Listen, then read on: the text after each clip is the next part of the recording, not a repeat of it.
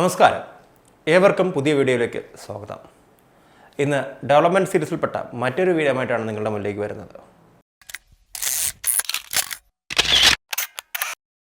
ഇന്നും ഏവർക്കും ഇഷ്ടപ്പെടുന്ന ഒരു റോഡ് സീരീസ് വീഡിയോ തന്നെയാണ് നിങ്ങൾക്കായി അവതരിപ്പിക്കുന്നത്. ഏതാണെന്നല്ലേ, നിങ്ങൾ പലരും പല തവണയെ നമ്മളോട് ചോദിക്കുന്ന പാലക്കാട് കോഴിക്കോട് ഗ്രീൻഫീൽഡ് ഹൈവേ.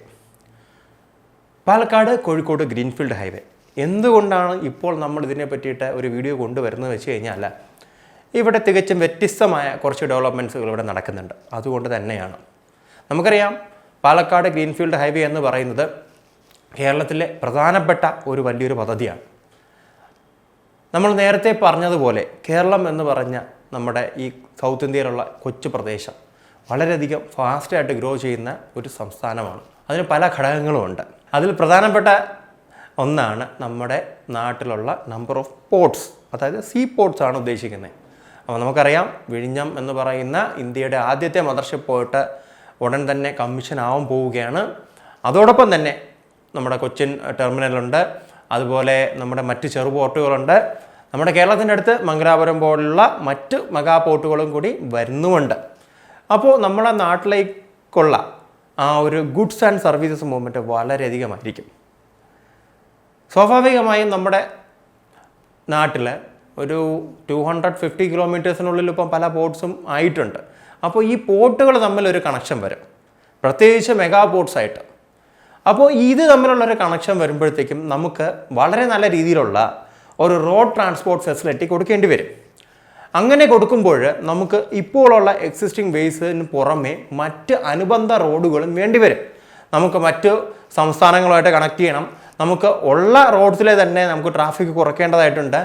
അപ്പോൾ പല ഓപ്ഷൻസ് നമുക്ക് കൊടുക്കാനായിട്ട് സാധിച്ചു കഴിഞ്ഞാൽ നമുക്ക് വളരെയധികം കാര്യങ്ങൾ നമുക്ക് ചെയ്യാനായിട്ടും നമുക്ക് പെട്ടെന്ന് ഡെവലപ്മെൻറ്റ് പോസിബിൾ ആക്കാനും സാധിക്കും. അപ്പോൾ നമുക്ക് ഇങ്ങനെ നല്ല രീതിയിലുള്ള ട്രാൻസ്പോർട്ട് ഫെസിലിറ്റീസ് കൊടുത്താൽ മാത്രമേ നമ്മുടെ നാട്ടിലേക്ക് മറ്റ് ഇൻവെസ്റ്റ്മെൻറ്റ്സ് കടന്നു വരത്തുള്ളൂ. ഞാൻ പല വീഡിയോകളിലും മുൻപും പറഞ്ഞിട്ടുള്ള ഒരു കാര്യമാണ്, നമുക്ക് ഫെസിലിറ്റീസ് ഉള്ളിടത്ത് മാത്രമേ പുതിയ ഇൻവെസ്റ്റ്മെൻറ്റ്സ് വരത്തുള്ളൂ. ഫെസിലിറ്റീസിൽ ഏറ്റവും ഫോർമോസ്റ്റ് ആയിട്ടുള്ളത് ട്രാൻസ്പോർട്ട് തന്നെയാണ്. അതിൽ റോഡ് ട്രാൻസ്പോർട്ട് ഉൾപ്പെടും, റെയിൽ ഉൾപ്പെടും, നമ്മുടെ എയർ കണക്ടിവിറ്റി ഉൾപ്പെടും, അങ്ങനെ പലതും ഉൾപ്പെടും. അപ്പോൾ നമുക്ക് ബേസിക് ഇൻഫ്രാസ്ട്രക്ചർ ആയിട്ടുള്ള കാര്യങ്ങൾ നമുക്ക് പ്രൊവൈഡ് ചെയ്തേ മതിയാവും.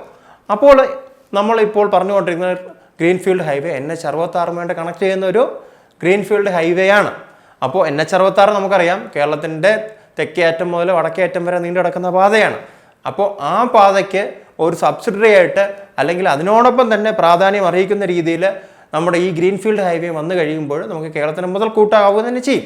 ഇനി ഇവിടെ വരാൻ പോകുന്ന ഏറ്റവും പുതിയ ഒരു സംഗതി എന്ന് പറയുന്നത്, നമ്മുടെ ഈ ഒരു പാലക്കാട് ഗ്രീൻഫീൽഡ് ഹൈവേയിലായിരിക്കും കേരളത്തിലെ ആദ്യത്തെ ട്രംപറ്റ് ജംഗ്ഷൻ വരാനായിട്ട് പോകുന്നത്. ഇനി ട്രംപറ്റ് ജംഗ്ഷൻ എന്ന് പറയുന്നത് എന്താണെന്ന് നിങ്ങൾക്ക് ഇപ്പോൾ ഒരു ചെറിയൊരു ചോദ്യം മനസ്സിൽ ഉന്നയിച്ചിട്ടുണ്ടാവും, അല്ലെങ്കിൽ നിങ്ങൾക്കൊരു സംശയം തോന്നിക്കാണും. ചിലർക്കൊക്കെ അറിയായിരിക്കും. ഈ ട്രംപറ്റ് ജംഗ്ഷൻ എന്ന് പറയുന്നത്, നമ്മളൊരു ഹൈവേയിൽ നിന്ന് മറ്റൊരു ഹൈവേയിലേക്ക് കടക്കുമ്പോഴത്തേക്കും മറ്റു വാഹനങ്ങളെ മറികടക്കാതെ നമുക്ക് ആ ഒരു ഹൈവേ കയറാൻ പറ്റുന്ന ഒരു മെത്തേഡിനെയാണ് നമ്മൾ ഈ ട്രംപറ്റ് ജംഗ്ഷൻ എന്ന് പറയുന്നത്. ഇതിലൂടെ നമ്മൾ പ്രധാനമായും നമ്മുടെ ജംഗ്ഷനിൽ വരുന്ന അപകടം, അതുപോലെ തന്നെ അവിടുത്തെ ട്രാഫിക് കൺജക്ഷൻ എന്നിവയൊക്കെ നമുക്ക് മാക്സിമം ഒഴിവാക്കാനായിട്ട് പറ്റുകയും ചെയ്യും. നമുക്കറിയാം, കേരളം എന്ന് പറയുന്നത് അപകടത്തിൻ്റെ കാര്യത്തിൽ ഇന്ത്യയിലെ സംസ്ഥാനങ്ങളിൽ മുൻപന്തിയിൽ നിൽക്കുന്നൊരു സംസ്ഥാനമാണ്.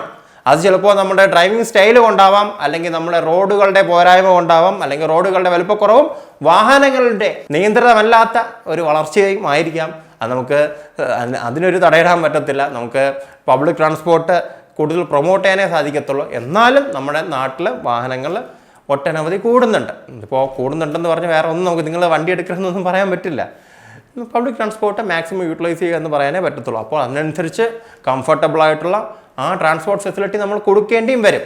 അപ്പോൾ അത് എത്രത്തോളം നമുക്ക് കൊടുക്കാൻ പറ്റുമെന്ന് നമുക്കറിയത്തില്ല. അപ്പോൾ നമ്മൾ ഇപ്പോഴുള്ള റോഡുകളെ വളരെ മികച്ച റോഡുകളും മികച്ച സിഗ്നൽ സിസ്റ്റം എല്ലാം വെച്ചുകൊണ്ട് മുന്നോട്ട് പോകാൻ മാത്രമേ നമുക്ക് സാധിക്കുകയുള്ളൂ.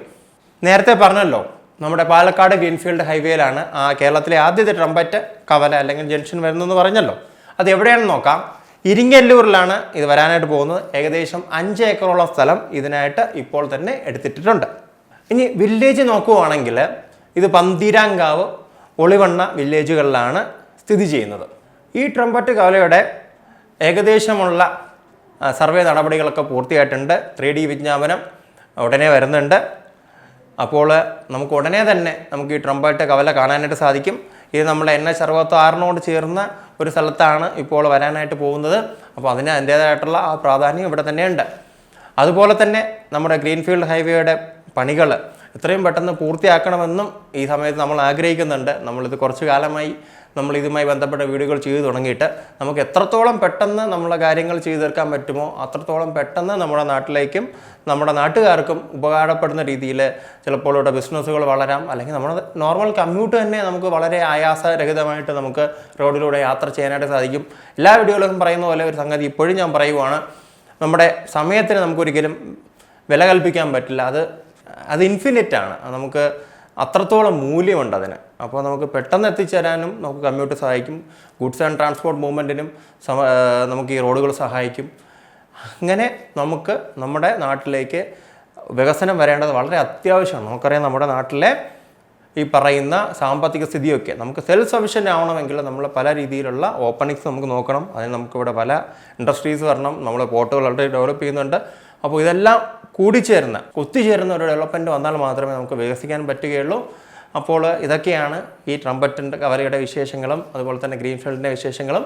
മറ്റൊരു വീഡിയോയിൽ മറ്റൊരു വിഷയമായി വരുന്നവരെ ഞാൻ ഷിബു സാലിഹ, എന്നോടൊപ്പം പ്രണസ് രാജ്. നന്ദി, നമസ്കാരം. Keep watching cross Kerala.